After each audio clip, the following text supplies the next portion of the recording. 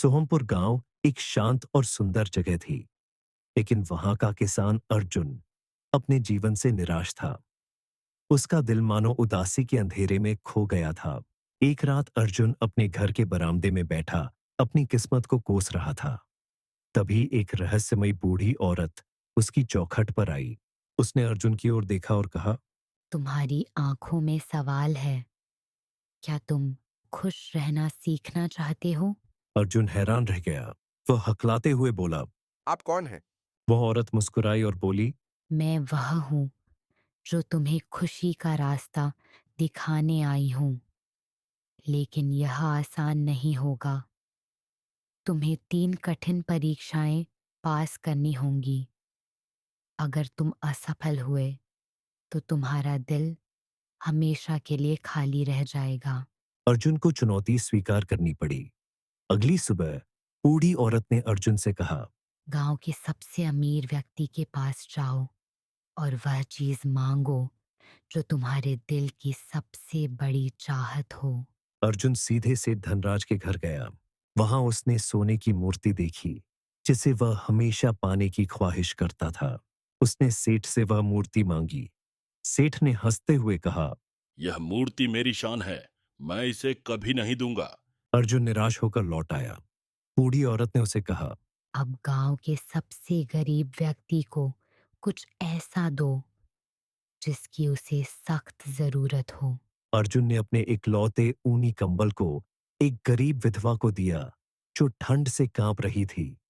विधवा की आंखों में आंसू और मुस्कान देखकर अर्जुन का दिल हल्का हो गया। बूढ़ी औरत मुस्कुराई। यह थी पहली परीक्षा। खुशी लेना नहीं, देना सिखाती है। अगले दिन बूढ़ी औरत ने अर्जुन से कहा।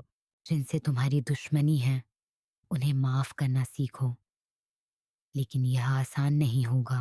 अर्जुन को अपना पुराना दोस्त सूरज याद आया, जिसने उसे व्यापार में धोखा दिया था। अर्जुन सूरज से मिलने गया। सूरज ने उसे देखते ही ताना मारा। तुम यहाँ क्यों आए हो? अर्जुन ने गुस्से को शांत किया और कहा। मैं तुम्हें माफ करता हूँ। सूरज की आंखों में नरमी आई। वह बोला। मुझे अपनी गलती का एहसास है। क्या हम फिर से दोस्त बन सकते हैं? अर्जुन ने हाथ बढ़ाया और सूरज ने उसे थाम लिया। बूढ़ी औरत ने अर्जुन को देखा और कहा। माफी वो तलवार है जो दुश्मनी की जंजीरों को काट देती है। तीसरी रात बूढ़ी औरत अर्जुन को गांव के सबसे डरावने जंगल में ले गई। यह तुम्हें अपनी सबसे बड़ी कमजोरी का सामना करना होगा। जंगल के बीच अर्जुन को अपनी परछाई में एक विशालकाय आकृति दिखाई दी।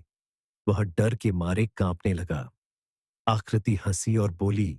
तुम अपने आप से भागते हो। तुम अपनी कमजोरियों से डरते हो। अगर तुम मुझसे लड़ना चाहते हो तो खुद को अपनाओ। अर्जुन ने आंखें बंद की और अपने भीतर झांका।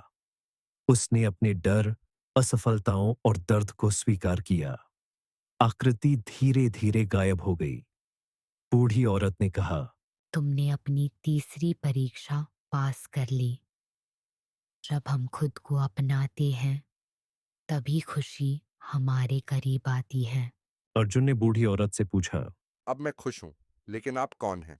वह मुस्कुराई और धीरे धीरे गायब हो गई, लेकिन उसकी आवाज हवा में गूंजती रही। मैं तुम्हारे भीतर की खुशी हूँ जिसे तुमने जगाया है। याद रखो, खुशी देने, माफ करने और खुद को अपनाने से मिलती है। अर्जुन ने उस दिन से अपने जीवन को बदल दिया। उसने दूसरों की मदद करना, माफी देना और अपने आप से प्यार करना सीख लिया। सोहमपुर के लोग कहते हैं कि अर्जुन की मुस्कान में अब वो रहस्यमयी बूढ़ी औरत की झलक दिखती है।